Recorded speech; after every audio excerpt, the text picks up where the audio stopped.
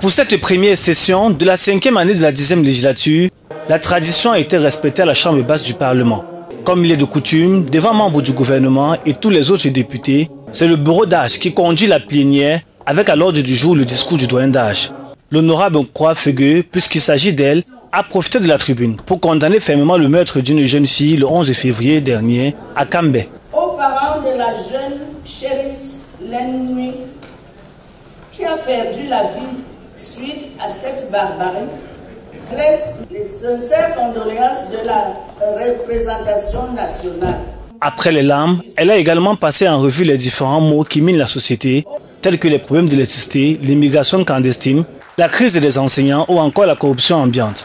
Pour cela, hormis les membres du gouvernement interpellés, elle a également interpellé les députés qui ont délaissé la cause publique pour les décès malsains. Il nous est loisible de constater qu'au-delà de l'inertie des uns, d'autres, beaucoup plus, se sont abîmés dans des comportements tels que l'intrigue, la délation, les guerres de positionnement, l'affairisme et la recherche effrénée de l'argent. Pour les députés de la 10e législature, ce discours aura été important puisqu'il paraît comme la piqûre de rappel dont il avait besoin.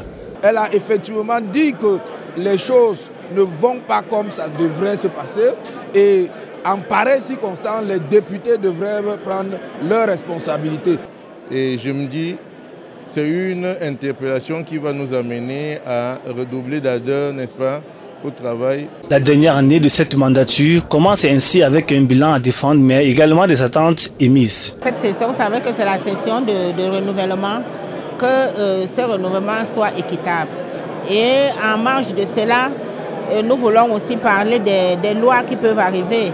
Vous savez qu'elle a parlé des élections, des éventuelles élections dans moins d'1 an. Donc ça veut dire que nous entrons dans l'année électorale. Nous ne devons pas entrer dans l'année électorale avec un code électoral querellé. Le top départ des 30 jours de travaux est ainsi lancé avec la toute première session de l'année qui permettra de désigner le futur président de cette chambre basse avec une question qui revient dans tous les esprits, qui succédera au très honorable Kavaïké Djibril au Père Choix.